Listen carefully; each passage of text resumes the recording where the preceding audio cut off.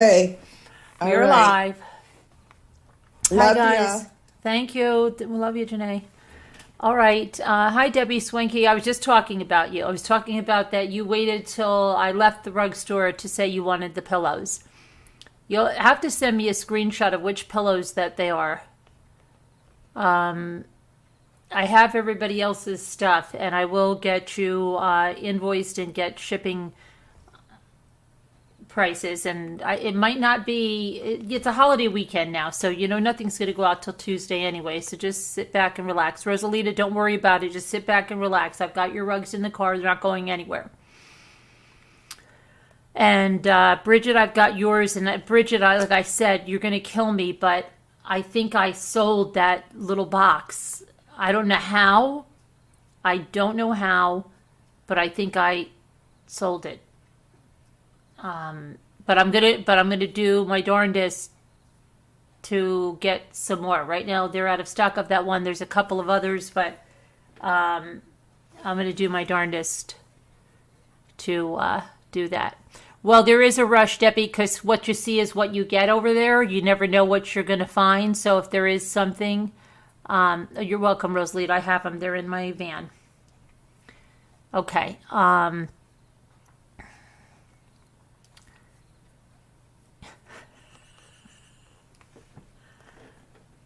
Hi, Captain Lee fan. I need help. Somebody knocked me out. It's 2 a.m. I need to be up at 6 a.m. to get ready to head to the port. Oh, gosh. Don't worry about it. You can sleep when you get on the ship. I hurt my, I don't know. I feel like I banged something over here. It hurts like crazy. But I used to think I chipped a bone. Like, you ever think, oh, that bone is chipped? Feels like it. Hi, Michael. Where is Mike? Where's Mike? Hi, official William Steele. You're here? Okay, the official William Steele is here, guys.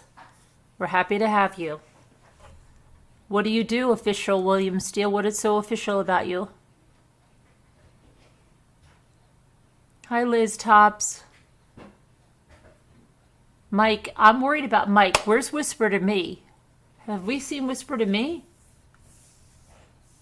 Have they run away together? Where are they? Hi, Isabel. We can't. Haven't seen Mike. I know. But where's Whisper to Me? Has anybody seen? Oh, there she is. Mike must be sleeping. Okay, Whisper. He doesn't hate us. All right. You dated a Bill Steele, Debbie? Yes. William, did you use to date Debbie? He's the official William Steele. Do you know if that was the official William Steele?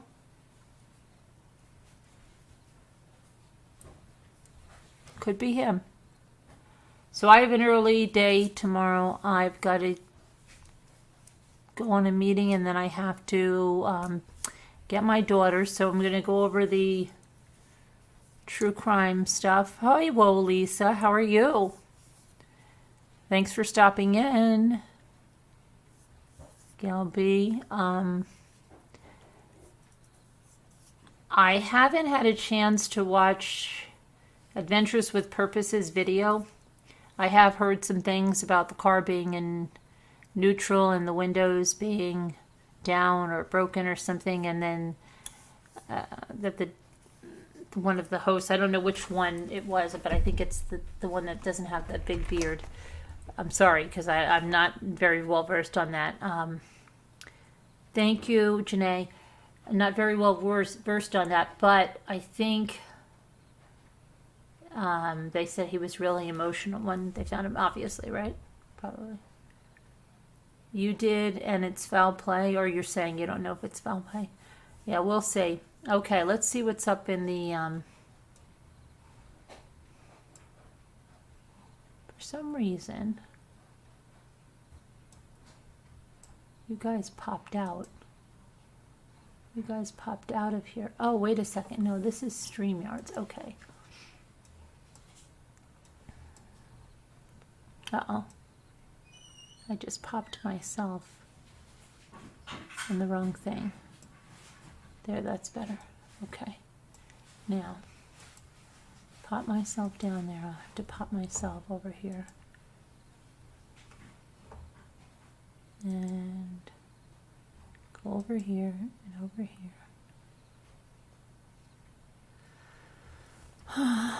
Okay.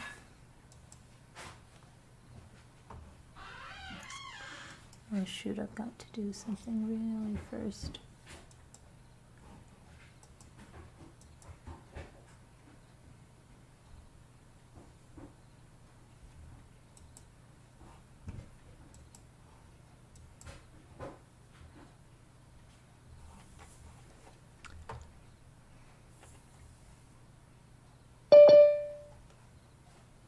Sharon's here. Sit in the galley. All right. All right, so, hi Nana T. Hi Jujubes. Okay, so if there is anything that you saw in the rug video shop that you did want, you can ask me. I probably will be down there tomorrow anyway. I have to bring her the bracelet, and my daughter and I probably go down there too because I want to show her some stuff. So let me know, okay? But I'm not going to do like a big giant live down there. I don't think. All right. Let me go to the crime. Okay, so this is a weird story. I don't know if you guys heard about it. Eliza Fletcher. She's a young Memphis mom, and the authorities are searching for her. She was reportedly abducted Friday. According to the Memphis Police Department, Eliza Fletcher is 34 years old. She was jogging near the 3800 block of Central Avenue near the University of Memphis at around 4:40 a.m. And she was abducted and forced into a mid-sized, dark-colored SUV. Upon arriving on scene, the officers were advised that a female was jogging in the area at approximately 4:20 a.m. when an unknown individual approached her. The female was reportedly forced into an SUV and taken from the scene. And I think she was taken in there with a pair of garden shears or something like that. Let me see. Some of her belongings were found near the scene, her cell phone and water bottle, according to the University of Memphis campus police, but investigators say the only description of the suspect is that he's a male. She's a teacher at the St. Mary's Episcopal School. She's also a dedicated runner and active in church with her husband. She and her husband, Richie, are both very active and great leaders in our congregation, said George Robertson, the senior pastor at Second Presbyterian Church. They have 2 little boys who have come up to me every week and give me a hug. Fletcher and her husband, Richard James Fletcher III, were married in 2014 in a society wedding that was covered in the Memphis City magazine. So let's see. Investigators believe Liza's, now they're saying abductors, this is from the TBI, were in this vehicle. Do you recognize it? I'm going to put this over there.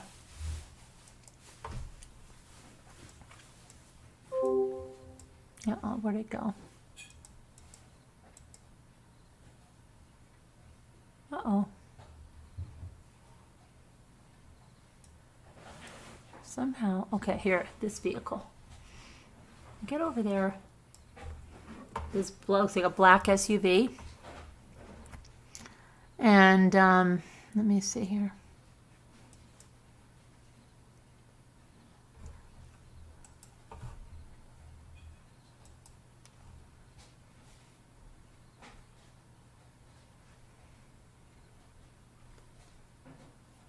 She's described as 5'6", 137 pounds. She has blondish brown hair and green eyes.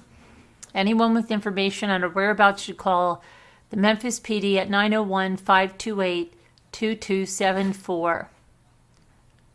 So they say she was forced in there, I think it was, with a pair of I thought they said with a pair of garden shears. Let me see. Lawn shears.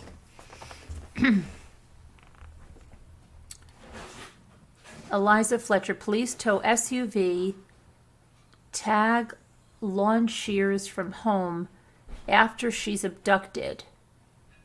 Hold on, they tag, hold on a minute.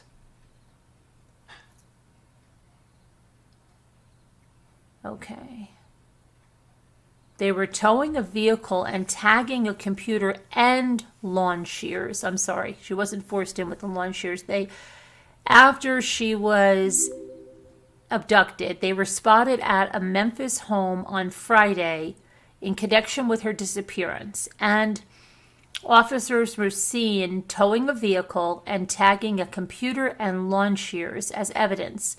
University of Memphis police indicated they found Fletcher's cell phone and water bottle in front of a home in the 3800 block of Central Avenue, reportedly owned by the university. Hold on, let me see if I can get...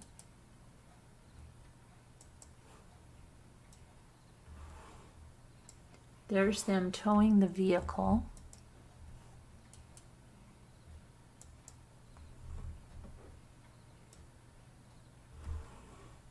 Here's the vehicle. It's a Wagoneer.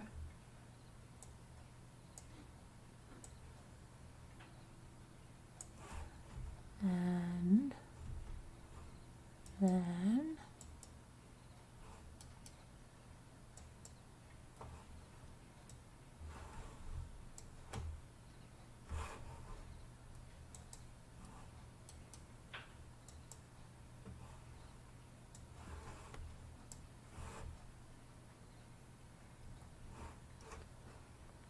okay.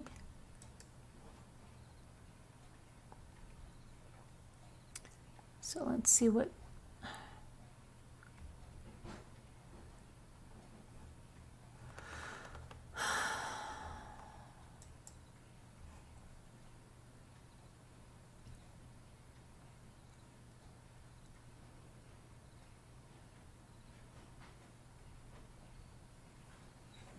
Okay, so why were they doing that? Let's see if there's any other information on her.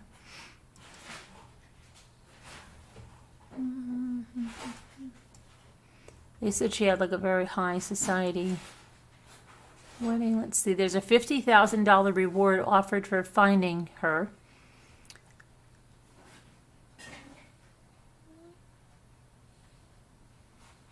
The family of the Midtown woman kidnapped Friday while jogging has posted a $50,000 extra reward with Crime Stoppers for information that helps authorities arrest those responsible.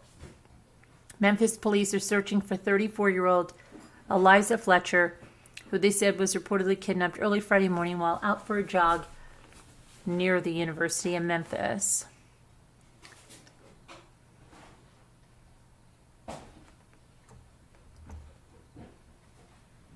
Here's another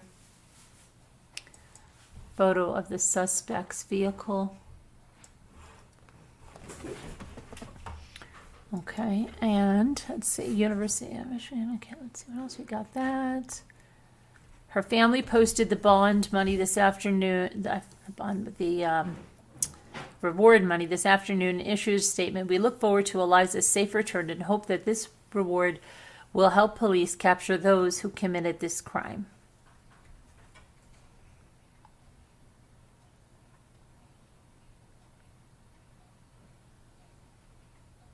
Well, hopefully she's found. The lawn shears make me scared. What about the lawn shears? Oh, that makes me scared.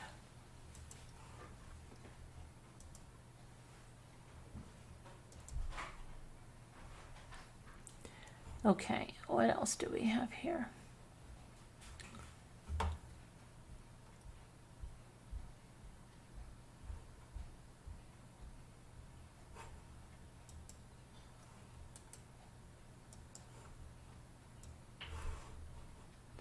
Okay, we have this guy now. Florida father's being held on $2.5 million bond after he allegedly shot his 5-year-old daughter to death and critically injured his 8-year-old son. Hillsborough County Sheriff Chad Chronister said that Jermaine LaVonda Bass, 30, shot Jayla and Jermaine Bass Monday night, just moments after their mother kissed them goodnight. So she kisses both of her children, Chronister said, leaves them there with their father, her husband, and runs to the restroom because she needs to go to the bathroom. While in the bathroom, the children's mother heard gunshots, according to the court documents. She initially thought the shots came from outside, but determined they sounded too close and ran inside. Once outside, she ran into a neighbor who also heard the shots and called 911. The documents say she eventually encountered her husband holding the 8-year-old boy who was cold and had blood on him. Deputies arrived and found the father still holding the boy who was bleeding from the head. According to the testimony on Friday from the Hillsborough County Sheriff Detective Michael Gabat. Gabat said Jayla was found upstairs in her bunk bed. Both children were taken to Tampa General Hospital where Jayla died and Jermaine was still hospitalized in stable condition. Well, that's... Oh my gosh, Chris, that's what I mean. And what is that, boys? So I was talking about kids being just wounded for life. In other words, just before their even life gets off the ground, they have to live with this now, you know? Investigators say that Bass told them he shot the children accidentally while trying to move the magazine from the firearm. The accident doesn't explain 5 rounds being fired into 2 different children that are on 2 different bunk beds, bunk levels. Yeah, that sounds a little weird. Bass is charged with first-degree murder, attempted murder, and aggravated child abuse. Prosecutors asked Circuit Judge Catlin to hold Bass without bail, citing past and present patterns of behavior and that he committed a dangerous crime, but Catlin declined, saying prosecutors did not show any previous pattern of criminal behavior other than a misdemeanor charge of violating a state fish and wildlife rules. He has no prior involvement with law enforcement. Make no mistake, the man is charged with something that I consider the worst of the worst, said the judge. When the state attorney's office files a motion that says this is based on the defendant's past and present behavior, they better prove it, she continued. Don't put that in a motion if you're not going to prove it. It's disingenuous. Court documents revealed that Jayla was shot 2 or 3 times in the head, including 1 shot centered in the middle of her forehead. Jermaine had a gunshot wound to the left side of his head and another to his right pinky finger. Oh. Very sad. Thank you, Debbie Swanky. So let me go to this one.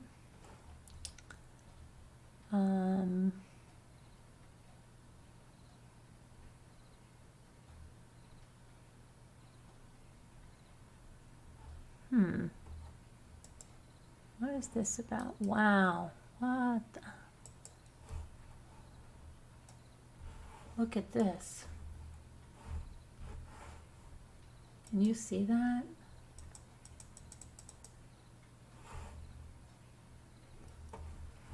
So it says a New York driver was reportedly filmed on Wednesday violently dragging an elderly woman out of his car. According to the New York Post, accessoride driver Mohammed Ahmed El-Sakran was seen in Brooklyn yanking Catherine Shine, 78, out of the back of his vehicle by her leg. The video shows Shine lying in the street and swinging her cane as El-Sakran as he drags her. Shine was reportedly en route to a physical therapy appointment when El-Sakran missed her drop-off point. Police say the altercation occurred after Shine asked the driver to go around the block to drop her off in front of the building. Wow. The person who filmed Wednesday's incident, Ezra Halawani, 35, was heard confronting the driver and asking him to return Shine's phone. The driver was seen handing Halawani the phone before getting into his vehicle. The driver allegedly then struck Halawani as he drove off. I'm a 78-year-old lady, and he threw me out of the cab. He took my money. He took my phone, Shine is heard saying in the video. The New York State Federation of Taxi Drivers reportedly identified El Sacran as the accessory driver and said it backs his immediate suspension. However, it is not immediately clear whether he will be criminally charged. Wow. That's unbelievable.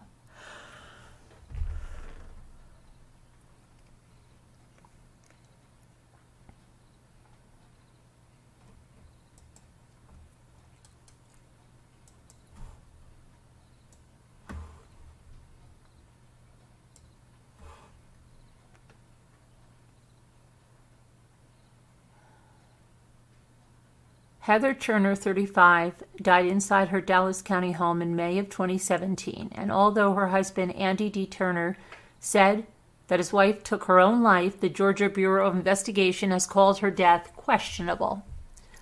GBI, along with Sergeant Ashley Henson, the public information officer from the Paulding County Sheriff's Office, previously confirmed that the investigation into Heather's death is still open, and at the time, additional evidence was being processed. The case is now in the hands of the Paulding County District Attorney's Office. It was transferred to the office in 2019, where the manner of her death has remained undetermined. Heather's case was recently shown on the latest It Couldn't Happen Here episode, which is hosted by actress Hilary Burton, well known for her role on Peyton in One Tree Hill.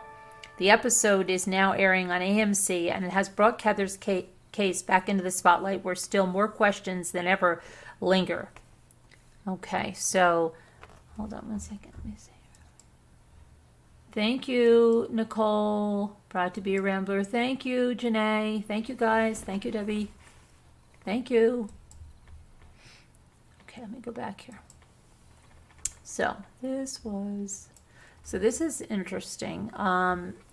Andy Turner previously said that he found his wife deceased from an apparent self-inflicted gunshot wound after she stepped out of the shower on the early morning of May 4th. He claimed that he found her lying naked on the bathroom floor in the master bedroom. Turner said he attempted to perform CPR on his wife, but the efforts were in vain. He then contacted his parents before calling 911.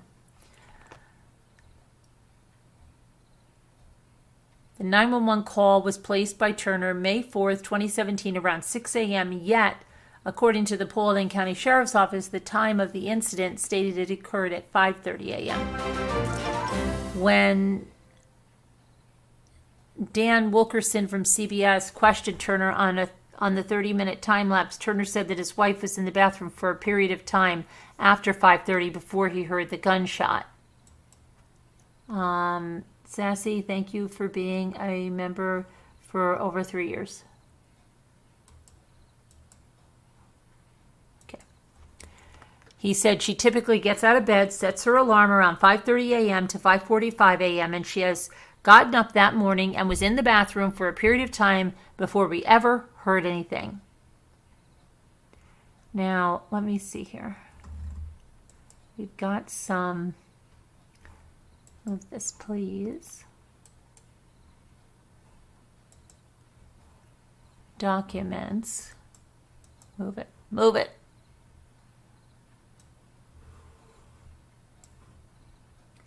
So this is... Let's see. I guess this is deceased name, Heather Turner, age 35, date of birth, June 20th, it's my mother's birthday, 1981. Date of death, May 4th, Scooter's birthday, 2017. Sex, female, race, Caucasian, height 5'8", weight 130. Next of kin, Andy Turner. That sounds so familiar. Husband, next of kin, phone number 404, blah, blah, blah, blah, blah, blah, blah. A position found on her back on the bathroom floor. Decedent was naked, and no personal effects were on her person. Visible trauma to the head. Exit wound was unknown, but had an entrance on the right side. She was found with a .38 caliber handgun, Smith & Wesson air weight, in her hand. Note found? Yes. I'm sorry, I love you. Scene photos, yes, they're at the Paulding County Sheriff's Office Department by Amanda Carter. Initial 911 call 6 a.m. EMS arrived on scene 6:15. Officers arrived on scene 6:13. Time of death 6:57. Pronounced by Lindsay Epperhart, Paulding County Coroner. Medical history none. Medications none. History of suicidal thoughts or ideations none. Last known alive 6 a.m. Transported for autopsy, yes. Okay, Andy Turner stated that his wife Heather was to be fired from her job at the Paulding County Probate Court on the date of her death. He stated that on the previous evening, May 3rd, 2017, they had dinner at home and husband and wife time. He stated that this carried on into the night, all night. On May 4th, 2017, she kissed him and went to the bathroom to get ready for work. He heard the shower running, and a short time later, he ran into the bathroom and began CPR. He heard the shower running and a shot a short time later. He ran into the bathroom and began CPR. Heather was found on her back and the floor naked. Her hair was wet from the shower. She had an entrance wound that appears to be on the right side of her head, and there may have been a possible exit on the left side. No bullet was recovered, and there were no markings present in the wall or surrounding area that we observed. Mr. Turner stated that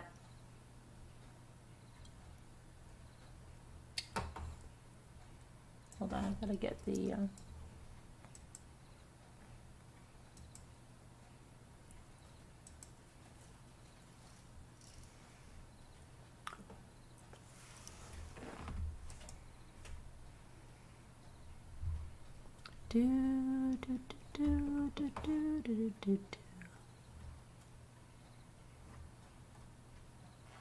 what is this about?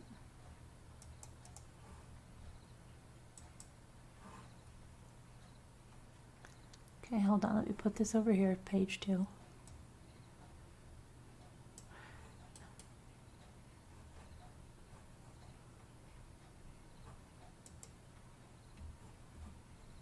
Hold on. Okay. How come my page 2 just... What are we doing here? I just had page 2 up here. Why is it doing that? Get this off.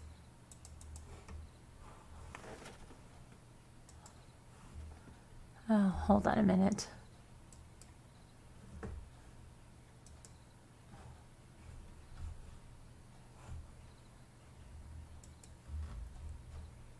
Okay, so page 2, I'll read it to you.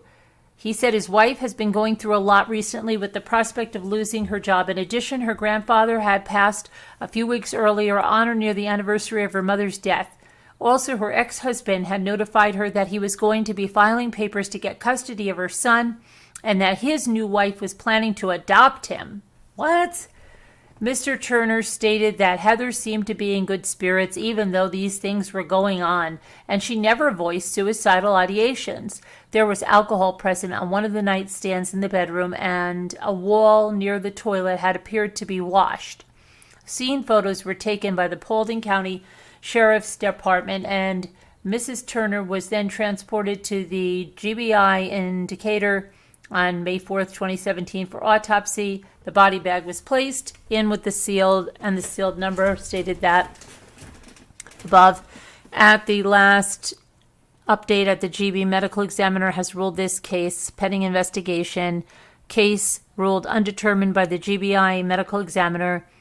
All of this is true to the best of my knowledge. Lindsay Epperhart, Paulding County Coroner. Okay, so interesting. They may be bringing that up again. And then another mystery is, no, not that. That's not a mystery. This is. Okay, so an investigation is underway after a pool of human blood was found near a Pennsylvania high school. Wow. A pool of blood that was roughly 4 feet by 7 feet wide and located in the road and grass not far from Cumberland Valley High School in Silver Spring Township. Police say they checked the nearby residences and an elder care facility for any missing persons but recovered no leads. Wow. Okay. According to officers, reportedly also found was a pair of black Ray-Ban prescription glasses in the vicinity. However, it is unclear whether it is connected to the pool of blood that was discovered on Saturday. This is clearly, at least at the minimum, a very serious injury involved. Somebody somewhere is the victim of that, not necessarily of a crime, but of that injury, said the Silver Spring Police Chief Christopher Raubenstein. Anyone with information regarding this case should call Silver Springs Police Detective Corey Keene, 717-697-0607, extension 2004.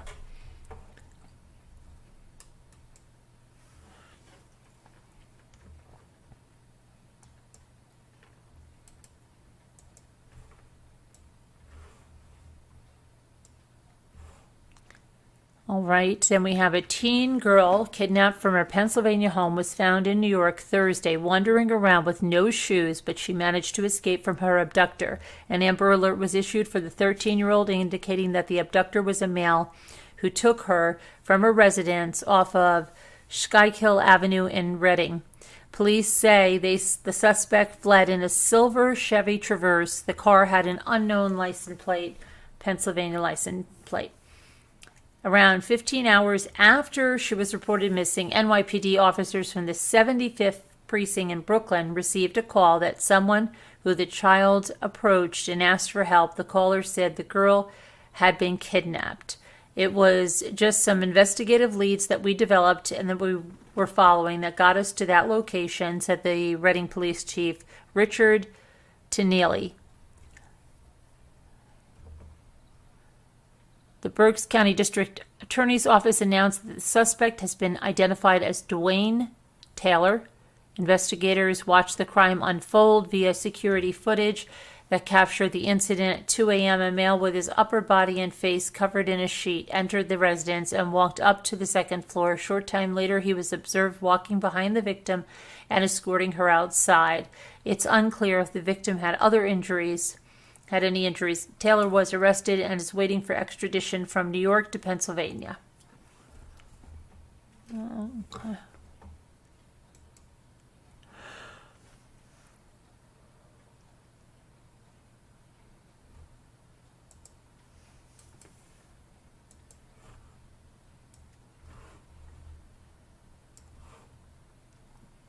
Paulding County District Attorney's Office in Georgia is seeking the death penalty for a woman who allegedly murdered 3 children and set the family house on fire. 40-year-old Darlene Brister was arrested in June after her children were found dead. This week, the DA's office announced that a grand jury indicted Brister on Wednesday. This is not a decision that I have reached lightly, but given the facts and circumstances surrounding this case, I feel that this is the appropriate action, says District Attorney Matthew Rollins.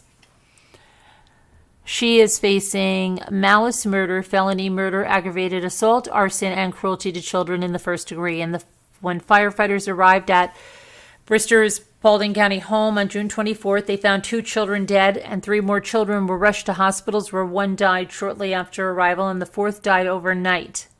Wow. So now, again, let's look at that. 1 child left, living with that their entire life. Officials said there, let's say, investigators found 7 children in all at the house. Paulding County officials say the 5th child who was taken to the hospital was released with minimal injuries. Okay, that's another one that's there. And 2 more escaped without injury. Wow.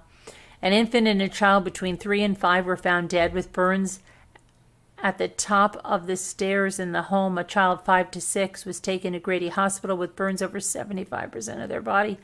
And another between 7 and 8 was taken to the Wellstar Cobb Hospital. Both of those children died from their injuries. The mom had already killed the baby, from what I can understand. The mom had killed the infant and was trying to kill the other children, said a neighbor during the 911 call. They just jumped out of the window, escaping in the chaos. Police confirmed 3 other children between 14 and 16 jumped from a second-floor window, with one of them briefly hospitalized with an ankle injury. Deputies found Brister in her home's backyard and arrested her. She was charged in order to remain behind bars without bail. Police say neighbors called 911 at around 9:30 p.m. Dispatchers about a domestic disturbance at the home in which a woman was trying to stab the occupants of the house while it was on fire. The Paulding County Sheriff's Office, Georgia Bureau of Investigation, and the State Fire Marshal's Office have been investigating the incident. Wow.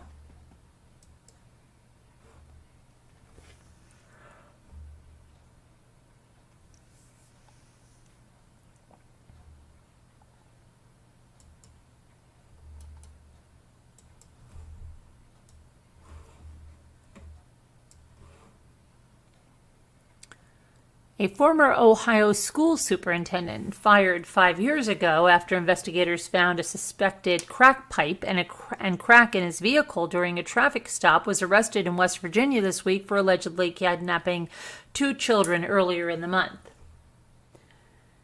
William Morrison, 59, has been charged with 2 counts of kidnapping in an incident that occurred in Huntington, West Virginia, where Morrison lives now, on August 17th. Court documents say that Morrison pulled up alongside a 9-year-old boy and a 12-year-old girl on that date and offered them $20 each to babysit his 4-year-old. Yeah, like you have a 4-year-old. The children got inside his vehicle and rode along until Morrison stopped at an intersection and asked the boy to get out and check out a tire. When he did, Morrison drove off with the girl still inside, leaving the boy crying and screaming by the side of the road. Inside Morrison's vehicle, the girl began to cry and begged Morrison to let her out. Instead, he offered the girl $100. Shortly afterward, the girl opened a passenger door and left the vehicle. Police say neither child was physically injured. Investigators gathered the vehicle and suspect information and executed 2 search warrants, one at Morrison's Huntington address where he was arrested and another one at an apartment in Barboursville. He was arrested after the searches, and investigators said more charges are possible. Morrison was the superintendent of Hamilton Local School District in Ohio in 2017, when Columbus police officers made a traffic stop and they found a crack pipe and suspected crack, he was fired from his job. He pled guilty to offenses, including possession of a counterfeit controlled substance. He was sentenced to 180 days in jail. All but 4 of those were suspended. Wow.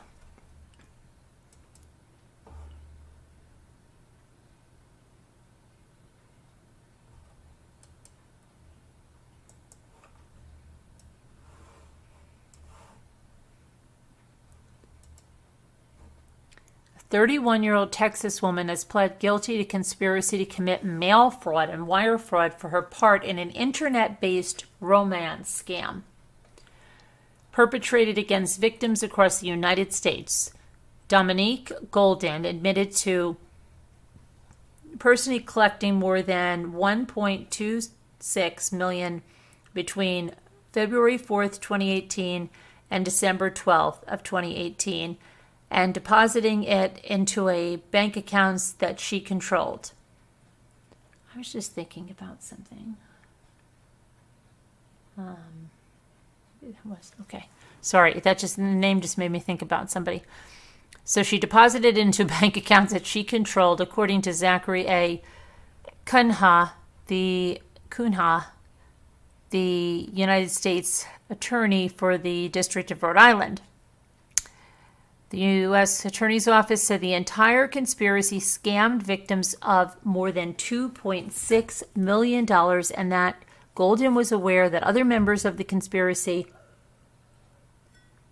contacted and developed relationships with the victims for the sole purpose of perpetrating the scam. Golden admitted to opening mailboxes and bank accounts to use in these romance scams, and the scam worked by other members of the conspiracy developing relationships with people online and eventually saying that they needed money.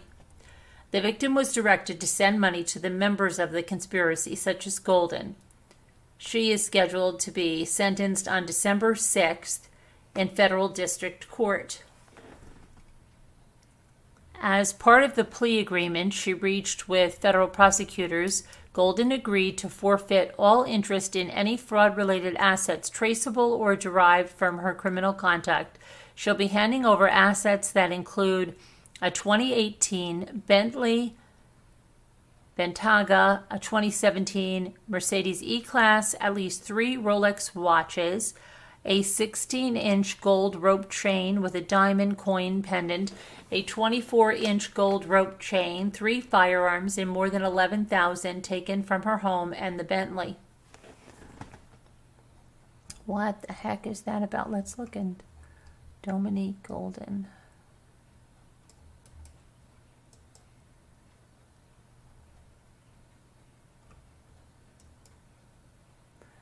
I wonder if this is her Instagram that I'm running into.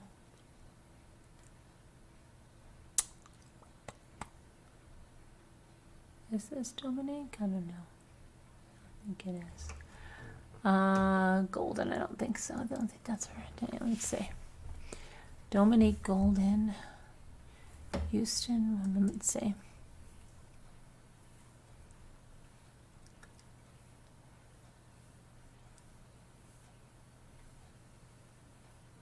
No.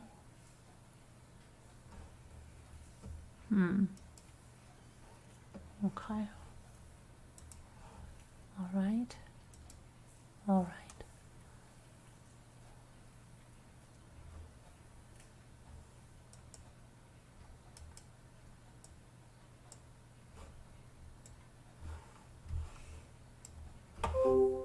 All right. So this is about 2 people that were charged this week for the shooting death of a homeless double amputee earlier this year in South Los Angeles. George Lapelle, 69, was sleeping in his wheelchair outside a McDonald's restaurant on May 17th when Ruby Anguiano Salazar, 37, walked up and shot him in the head. Salazar, who was already in custody on an unrelated charge, was charged with murder as well as attempted murder and possession of a firearm by a felon. Prosecutors say that he shot the 67-year-old woman in the back at the bus stop 4 days after shooting Lapelles. Investigators also say Raimundo Hernandez, 34, they also arrested him and charged him with Lapelle's murder, although prosecutors did not detail his role in the crime. Hernandez was arrested on Tuesday with another man who has not been charged with the crime pending further investigation.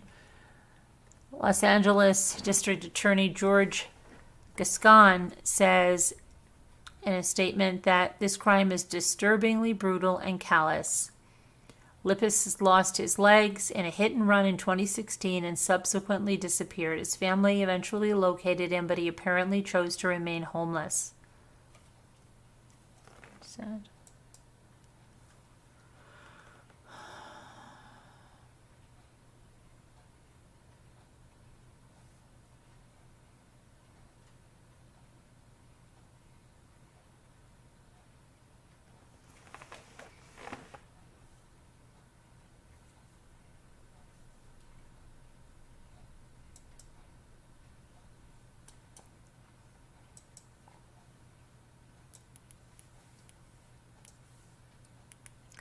So Memphis police are looking for 2 men who allegedly kidnapped a woman and her 1-year-old son from a Target parking lot and forced her to take cash out of an ATM. Police say the incident took place at about noon on Thursday as the victim was loading groceries into her vehicle. An armed man got out of the car, pointed a gun at the mother, and demanded cash. The woman told him she had no cash and to take her wallet and she would give him a PIN number. At that point, police say the suspect grabbed the toddler from the cart, forced the woman into the front of the seat, and got into the back with the little boy. The driver, who was not armed, told them to go to a nearby Regions Bank where he withdrew $800 using the victim's card and PIN, and then he drove them back to the Target store and forced them to get out of the car. Investigators say the armed suspect wiped the debit card before tossing it back into the victim's purse, and then the 2 left with her wallet. The victim ran into the store and had a staffer call 911. Investigators located a video of the suspects and their vehicle at a nearby Walmart where they say the men were prior to going to Target. Police say that there's a cash reward for information leading to the identification and the arrest of the suspects. Please contact Crime Stoppers 901-528-CASH.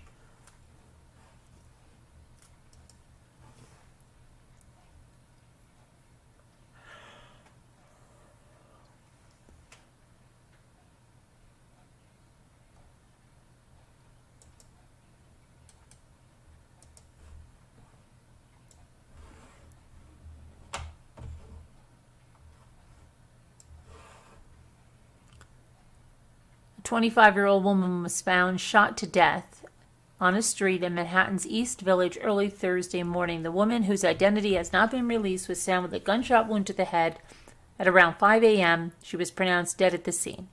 Police are now searching for a suspect who may have been dressed in black and wearing a mask. The crime was near New York University, but police say there's no indication the victim was connected to the school. Anyone with information is asked to call NYPD's Crime Stoppers hotline 1-800-577-TIPS.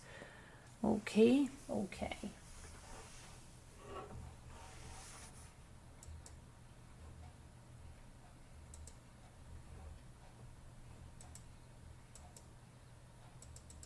on it. Okay, so let's take that down, and let's take that down, and then let's see if our friends are here. Oh my goodness, friends.